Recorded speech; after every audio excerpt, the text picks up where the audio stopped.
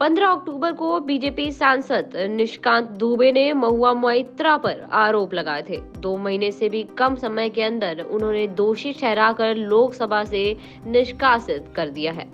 आपको बता दें, कैश फॉर क्वेरी में टीएमसी नेता महुआ मोइत्रा की लोकसभा सदस्यता रद्द कर दी गई है। इस पूरे केस की शुरुआत 15 अक्टूबर को हुई थी, बीजेपी सांसद निशिकांत दुबे की एक चिट्ठी के साथ।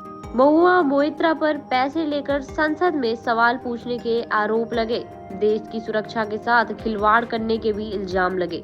आरोपी की जांच हुई और 2 महीने से भी कम समय में 8 नवंबर को महुआ मोइत्रा को लोकसभा से निष्कासित कर दिया। इन 2 महीनों में क्या क्या हुआ, पॉइंट्स में समझ लेते हैं। 15 अक्टूबर को झारखंड के गोड्डा से भाजपा सांसद निशिकांत दुबे ने लोकसभा स्पीकर ओम बिरला को चिट्ठी लिखी।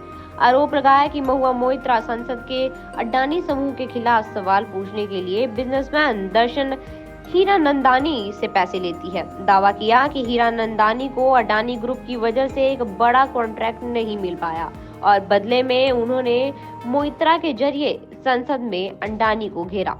एक दूसरी चिट्ठी में निशिकांत दुबे ने आरोप लगाया कि महुआ मोइत्रा ने दर्शन हीरानंदानी को अपना लोकसभा वेबसाइट का लॉगिन आईडी पासवर्ड भी दिया ताकि उनके फीड किए सवाल संसद में पूछे जाए।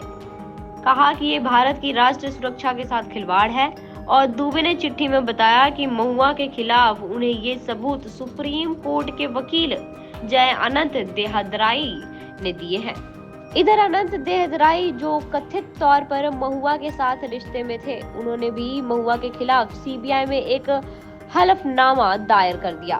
फिर क्या था, 17 अक्टूबर को महुआ मोइत्रा दिल्ली हाई कोर्ट चली गई। निशिकांत दुबे, जय अनंत देहदराई और कई मीडिया संगठनों के खिलाफ मानहानि का केस कर दिया। महुआ ने दोनों को लीगल नोटिस भी भेजा।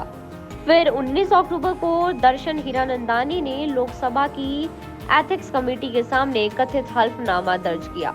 आरोप लगाया कि महुआ मोइत्रा राष्ट्रीय राजनीति में तेजी से नाम बनाना चाहती थी, इसलिए उनके दोस्तों और सलाहकारों ने उन्हें पीएम मोदी और अडानी पर निशाना साधने की सलाह दी।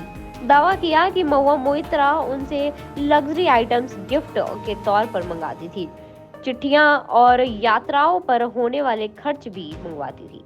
महुआ ने हल्फनामे की विश्वसनीयता पर सवाल उठाए। आरोप लगाया कि ये पीएम दफ्तर में कुछ कम अक्ल वाले लोगों से तैयार करवाया गया है, जो बीजेपी आईटी सेल के लिए भी काम करते हैं।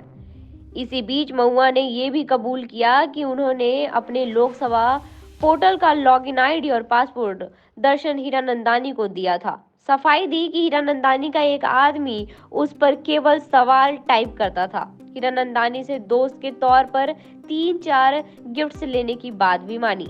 फिर मामला 15 सदस्यों की एथिक्स कमेटी के पास पहुंचा। कमेटी के चेयरमैन थे भाजपा बीजेपी सांसद विनोद सोनकर। कमेटी की रिपोर्ट 8 दिसंबर को सदस्यों के सामने टेबल की गई। फिर एथिक्स कमेटी ने कहा कि महुआ मोइत्रा अपने अनएथिकल कंडक्ट से मामले को भटकाने का प्रयास कर रही थी। कमेटी ने उनसे पूछा कि वो दुबई कितनी बार गई और किस होटल में रुकी। इस पर जवाब देने से महुआ मोइत्रा ने मना कर दिया, बल्कि कमेटी की चेयरमैन को बेहुदा और बेशर्म जैसे अपशब्द कहे। महुआ मोइत्रा को लोकसभा से निष्कासित किया जाए। आपको बता दें, महुआ मोइत्रा को लोकसभा से निष्कासित कर दिया गया है। निष्कासन पर विपक्ष पार्टियों की भी प्रतिक्रिया सामने आई। लगभग हर विपक्षी नेता इस फैसले को बीजेपी की साजिश बता रहा है। कहा जा रहा है कि बीजेपी ने महुआ मोइत्रा को अडानी के खिलाफ बोलने से रोकने के लिए उनकी सदस्यता छीनी है। किसी ने इस फैसले को बदले की राजनीति बताया, तो किसी ने लोकतंत्र की विफलता। आपका क्या कहना है, कमेंट करके जरूर बताएं और ऐसी खबरों के लिए मेरे चैनल को सब्सक्राइब करना ना भूलें।